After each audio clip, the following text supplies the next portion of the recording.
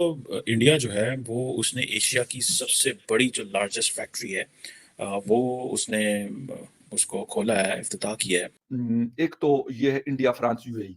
इसको कुछ लोग एक नए क्वाड का नाम भी दे रहे हैं। क्वाड आपको पता है कि जिसमें ऑस्ट्रेलिया है, जापान है, अमेरिका है। वो तकरीबन जैसे मैंने पहले कहा कि 1000 हेलीकॉप्टर्स जो है वो बनाएगी और इसमें तकरीबन 6000 के करीब लोगों जो को इस खित्ते में जॉब मिलेगी। ज़ाहिर बात है लोग बाहर से भी आते हैं लेकिन इस खित्ते के लिए एक बड़ी जो है वो चीज़ है। बताता चलूँ कि इंडिया समझता है कि उसको ये जितने भी साउथ ईस्ट एशियन नेशंस हैं या अफ्रीका में या लैटिन अमेरिका में या for example even in central Asia, ये सारे ममालिक जो हैं दे आर पोटेंशियल बायर हैं इंडिया के मिलिट्री हार्डवेयर के। और अभी तो ये जो लाइट यूटिलिटी हेलीकॉप्टर्स की तरफ जा रहे हैं लेकिन ये एक्सपैंड करेंगे अपनी मैन्युफैक्चरिंग जो है जिसे वो कहते हैं ना कि मल्टी रोल हेलीकॉप्टर की तरफ और बाकी जो टेक्नोलॉजीज होती हैं उस हवाले से। और जो और सुनने में ये आ रहा है कि ये जो सबसे बड़ी फैक्ट्री बनी है ये इंडिया की जो हेलीकॉप्टर की जो रिक्वायरमेंट है उसको इंडिजिनियसली मीट करेगा, जो इंटायर रिक्वायरमेंट इंडिया को चाहिए। अब ये किस हद तक है अब ये तो देखे ना, it will take some time to understand. जिसे वो कहते हैं ना कि आपने देखना है कि चाइनीज़ के पास क्या है। ठीक है, जैसे इंडिया या पाकिस्तान बहुत देर दूसरे राइवल्स को देखते हैं कि भाई उनके पास कौन सी मिलिट्री टेक्नोलॉजी है। फॉर एग्जांपल जब ओसामा बिन लादेन को अमेरिकन नेवी सील्स ने मारा एबटाबाद में, तो जो उनका हेलीकॉप्टर गिरा तो उसको कहा जाता है कि पाकिस्तान ने वो जो उसका डेब्री था उसमें से बहुत सारी चीज़ें चाइनीज़ को दे दी सो दैट कि चाइनीज़ वो जो स्टेल्थ टेक्नोलॉजी है उसके ऊपर काम कर सकें। तो इस वक़्त हो रही है जी। एक तो ये है इंडिया फ्रांस यूएई। इसको कुछ लोग एक नए क्वाड का नाम भी दे रहे हैं। क्वाड आपको पता है कि जिसमें ऑस्ट्रेलिया है, जापान है, अमेरिका है और इंडिया है। लेकिन यहाँ पे हमने आई टू यू टू को भी देखा। और अब यहाँ पर हम एक नई डेवलपमेंट देख रहे हैं, यानी गल्फ में फ्रांस यूरोप का एक बड़ा मजबूत कंट्री है। यूएई अरब दुनिया का एक मानी हुई इकोनॉमी है। और इसके साथ-साथ यकीनन इंडिया नंबर 4 या नंबर 5th पोज़ीशन पर वर्ल्ड इकोनॉमीज़ में इस वक़्त मौजूद है। और एक इमर्जिंग पावर के तौर पे उनको पूरी दुनिया देख रही है। ये डेवलपमेंट कैसी है और वाक़ई ये क्वाड की तरह की है। इसमें बहुत सारी चीज़ें जो हैं, हमारे आज इस तरह की चीज़ें जब हम पढ़ते हैं तो हम समझते हैं कि शायद सिर्फ़ डिफेंस के हवाले से इसमें चीज़ें होंगी, लेकिन ऐसा नहीं है। इसमें बहुत सारी टेक्नोलॉजीज़ की बात हो रही है कि वो आपस में तीनों कंट्रीज़, इंडिया के पास जो है यूएई और फ्रांस उससे फ़ायदा उठाएँगे, फ्रांस के पास जो है यूएई और इंडिया फ़ायदा उठाएँगे। हाँ, यूएई तो खुद शायद इतनी टेक्नोलॉजीज़ वग़ैरह नहीं बनाता, लेकिन उसका इस्तेमाल अ, बहुत ज़्यादा करता है और बहुत अच्छे से करता है। तो गालिबन एक ब्रिज के तौर पे आप उसको ले सकते हैं, एक मार्केट के तौर पे आप उसको ले सकते हैं, मार्केटिंग पॉइंट ऑफ व्यू से आप उसको ले सकते हैं। तो ये है कि यूएई वैसे तो देखने में एक छोटा-सा मुल्क लगता है, लेकिन फ्रांस और इंडिया के साथ खड़ा है। और किस चीज़ में खड़ा है? वो कहते हैं जी हमने एक नई कोऑपरेशन प्लान हमने बनाया है और उसके ऊपर हमने आगे जाके अमल दरामद करना है। यानी ये पिछले 2-3 सालों में शायद बहुत एक बड़ी डेवलपमेंट में से एक है। होंगे। दोस्तों, इंडिया जो है वो उसने एशिया की सबसे बड़ी जो लार्जेस्ट फैक्ट्री है वो उसने उसको खोला है, इफ्तिताह किया है। और कहा जा रहा है कि ये तकरीबन सालाना जो है वो 1000 एयरक्राफ्ट जो है वो बनाएगी। और ये कहा जा रहा है कि जो ये जो इंडिया का वो एक प्लान है ना, डिफेंस सेल्फ रिफाइंस रिलायंस, ये बेसिकली वो है।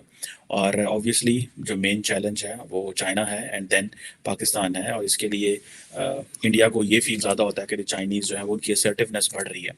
एंड इसके लिए सारी बात है इंडिया जो है वो अपने वेस्टर्न जो पार्टनर्स हैं, अमेरिकन, यूरोपियंस को, इसराइलीज़ को और बाकी लोगों को ये बताना चाहता है, इवन कि अरब वर्ल्ड को भी बताना चाहता है कि भाई देखो ये हमारे पास this is what we can do.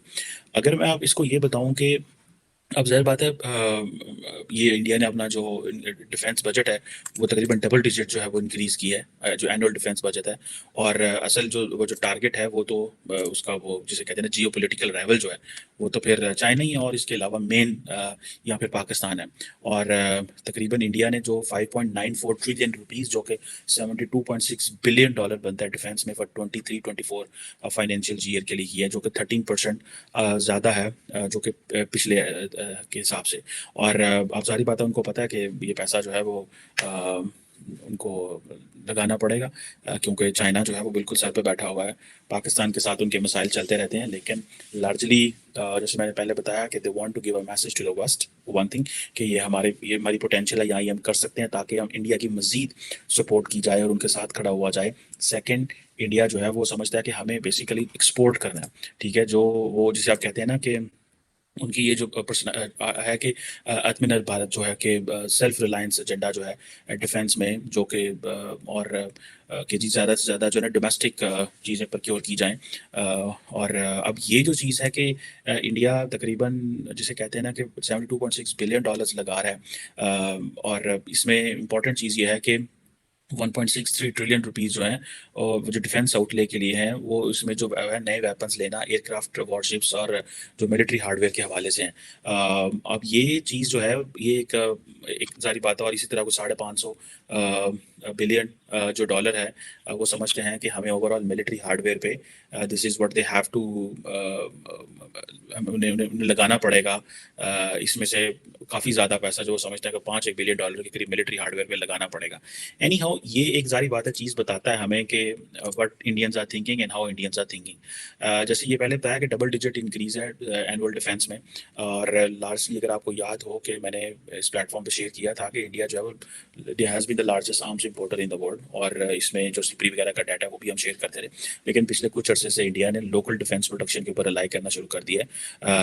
लेकिन जारी बात है, अभी ये जो थोड़ा सा पहले जैक सोलन और जो अजीत डोवल साहब हैं, उनकी जब अमेरिका में मुलाकात हुई, तो उसमें जो इम्पोर्टेंट चीज़ थी वो यही थी, जो Jake Sullivan American National Security Adviser चाहते थे कि इंडिया जो है उसकी रशिया पर डिपेंडेंस कम हो, और इंडिया को चाइना के मुकाबले में ला के या चाइना के साथ खड़ा किया जाए। लेकिन there is understanding and there is assessment in India कि जिस स्पीड से अमेरिका बात कर रहा है, उस स्पीड से अमेरिका हमें वो टेक्नोलॉजी ट्रांसफ़र नहीं कर रहा। This is what the Indians are thinking. PM Narendra Modi ने स्टेट ऑफ कर्नाटका में भारत की और एशिया की सबसे बड़ी हेलीकॉप्टर मैन्युफैक्चरिंग फैक्ट्री का इनॉग्रेशन किया। ये हेलीकॉप्टर्स एचएएल मतलब हिंदुस्तान एरोनॉटिकल लिमिटेड द्वारा बनाए जाएंगे और लगभग 1000 से भी ज़्यादा हेलीकॉप्टर आने वाले कुछ समय में यहाँ पर मैन्युफैक्चर होंगे। साथ ही साथ इन हेलीकॉप्टर्स को ना सिर्फ इंडियन डिफेंस फोर्सेस को दिया जाएगा बल्कि इनको एक्सपोर्ट भी किया जाएगा आसियान देशों में और अफ्रीकन देशों में भी, क्योंकि इंडियन मैन्युफैक्चरिंग ना सिर्फ सस्ती है बल्कि रिलायबल भी है। साथ ही साथ पूरे भारत में इस समय बहुत सारे इंफ्रास्ट्रक्चर प्रोजेक्ट चल रहे हैं, जैसे कि भारतमाला, बहुत सारे इकोनॉमिक कॉरिडोर खोले जा रहे हैं, स्मार्ट सिटीज़ बन रही हैं। इस पर पाकिस्तानी मीडिया का कहना है कि भारत अकेला ब्राइट स्पॉट है आज इस रिसेशन के टाइम पर, लेकिन पाकिस्तान पूरी तरह से कोलैप्स होने की कगार पर क्यों है। अब वो अपने इतिहास को उठाकर देख रहे हैं और ये देखने की कोशिश कर रहे हैं कि उनसे कहाँ पर गलती हुई, लेकिन अब शायद बहुत ही देर हो चुकी है। अब वो सिर्फ भारत की तरक्की और पाकिस्तान का विनाश देखने वाले हैं आने वाले भविष्य में, क्योंकि पाकिस्तान ने अपने इतिहास में काफ़ी बुरे काम किए हैं और उन सारे बुरे कामों का नतीजा उन्हें आज मिल रहा है।